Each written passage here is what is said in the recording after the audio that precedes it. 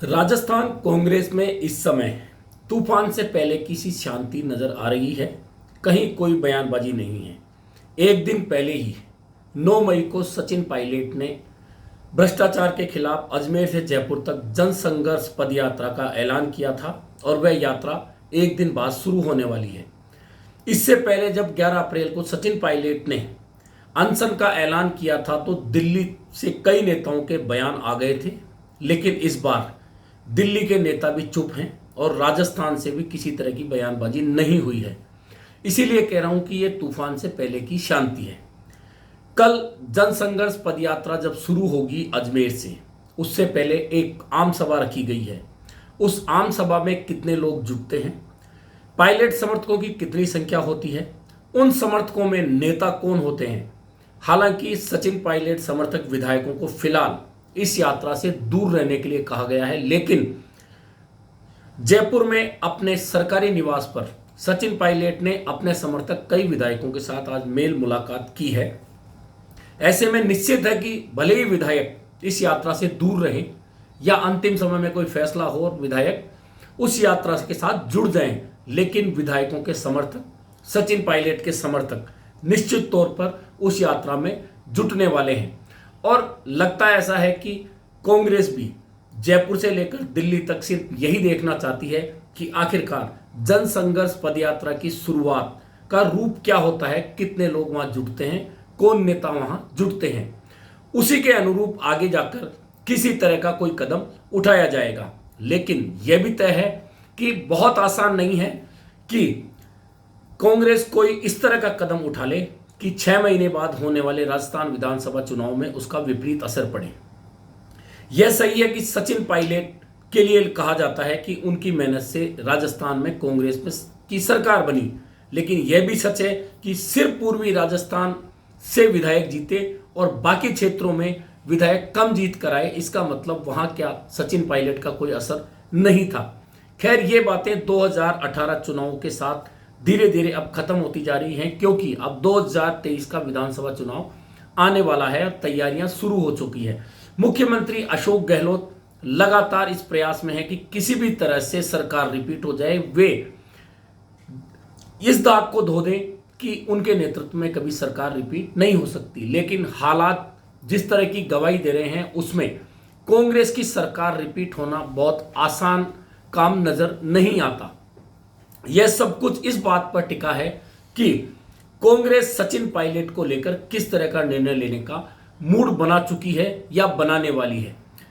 इस बीच जब अनशन हुआ था 11 अप्रैल को, तो सचिन पायलट पे उंगली उठाई गई थी कि उनके पोस्टर में सिर्फ गांधी हैं और इसके अलावा किसी भी कांग्रेस नेता का कोई फोटो नहीं है। लेकिन इस बार जनसंघर्ष पदयात्रा का जो पोस्टर रिलीज हुआ है, जो पोस्टर जारी हुआ है, उसमें सबसे पहले महात्मा गांधी हैं, उसके बाद भीमराव अंबेडकर हैं और एक नई एंट्री कांग्रेस के पोस्टरों में जो कभी नहीं होती, भगत सिंह, क्योंकि भगत सिंह युवाओं के प्रेरणा स्रोत हैं और युवाओं को भगत सिंह लुभाते हैं, इसलिए भगत सिंह का फोटो तीसरे नंबर पे। उसके बाद एक तरफ पंडित जवाहरलाल नेहरू हैं, इंदिरा गांधी है और सोनिया गांधी है, यानी गांधी परिवार के 3 सदस्य साथ में जोड़े गए हैं पोस्टर में। ऐसे में कोई उंगली नहीं उठा सकता कि कांग्रेस नेताओं के फोटो इस बार पोस्टर में नहीं है।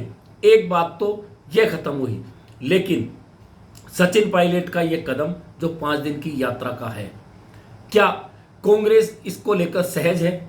फिलहाल दिखाया यही जा रहा है कि सब कुछ सहज है, लेकिन सचिन पायलट की जनसंघर्ष पदयात्रा की शुरुआत में सभा होगी।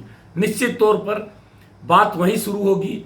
आरपीएससी से पेपर लीक हुए, आरपीएससी से पेपर बाहर आए, जैसे कि सचिन पायलट ने पहले भी बयान दिए हैं, भाषण दिए हैं कि आखिरकार ऐसा कौन सा जादू है कि बंद तिजोरी से पेपर बाहर आ गए। और अब तो बाबूलाल कटारा हाल ही इस पूरे प्रकरण में जो आरपीएससी मेंबर बनाए गए थे लपेटे में आए हैं, उनका पूरा परिवार पकड़ में आया है।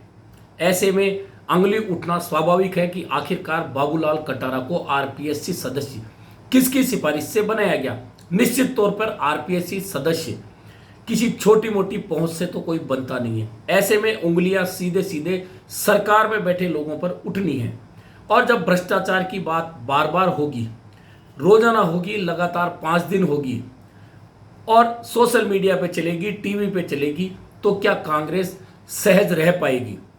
यही बात मैं कह रहा हूं कि इसीलिए कह रहा हूं कि यह तूफान से पहले की शांति है। यदि भ्रष्टाचार को लेकर इसी तरह से अपनी ही सरकार पर सचिन पायलट निशाना साधेंगे, बात कहेंगे, फिर भले ही वो कितनी बार भी कहें कि यह उनकी यात्रा जो है वह किसी के खिलाफ नहीं है, लेकिन बात वही है, आरपीएससी से शुरू होकर जयपुर तक आना, भ्रष्टाचार की बात करना, पेपर लीक की बात करना और ये कहना कि मैं समझ रहा हूं कि भाजपा सरकार, वसुंधरा राजे सरकार के भ्रष्टाचार के खिलाफ जांच क्यों नहीं हो रही और क्यों नहीं होगी। यानी ये सब गठबंधन की बातें सचिन पायलट कह चुके हैं और निश्चित तौर पर अगले 5 दिन भी वे यही बातें करने वाले हैं। ऐसे में अब जब कल यात्रा शुरू होगी, क्या कांग्रेस उससे पहले कोई कदम उठाने वाली है या फिर यात्रा की शुरुआत के बाद माहौल देखकर कांग्रेस कोई कदम उठाने वाली है? यह सब देखने वाली बात होगी। लेकिन यदि 5 दिन की यात्रा और यह यात्रा में अगर जन सैलाब उमड़ता है, सचिन पायलट समर्थक अपनी पूरी ताकत लगाते हैं, भीड़ उमड़ती है, तो कांग्रेस अभी जो सोच रही होगी उसे हो सकता है कि अपनी सोच में परिवर्तन करना पड़े। लेकिन कांग्रेस को इस चुनावी साल में यह बहुत बड़ी चुनौती है सचिन पायलट की तरफ से। हालांकि अशोक गहलोत को चाणक्य कहा जाता है, चुनौतियों से निपटने वाला कहा जाता है, लेकिन सचिन पायलट एक ऐसी चुनौती उनके लिए बने हैं जो लगातार 5 साल तक उन्हें परेशान किए हुए हैं। इससे पहले 1998 का चुनाव के बाद मुख्यमंत्री अशोक गहलोत बने हों या 2008 के बाद वे बने हों, इतनी चुनौती उन्हें कभी नहीं मिली। इस बार 5 साल तक लगातार उन्हें सचिन पायलट की चुनौती मिलती रही है और अब जब चुनाव सर पर हैं और अशोक गहलोत इस प्रयास में कि सरकार रिपीट हो, उस समय अंतिम दौर में जब चुनाव जाने वाला है, चुनावी तैयारियां अंतिम दौर में शुरू हो चुकी हैं, उस समय यह चुनौती सीधे सीधे अंगली उठाई जाए सरकार पर भ्रष्टाचार के मामलों को लेकर, तो निश्चित तौर पर मुख्यमंत्री और मुख्यमंत्री का तमाम खेमा असहज होगा।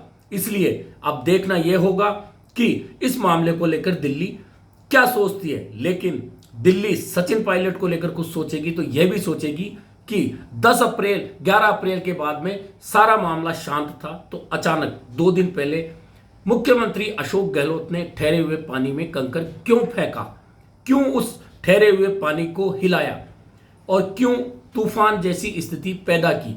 सवाल अशोक गहलोत पर भी उठेंगे।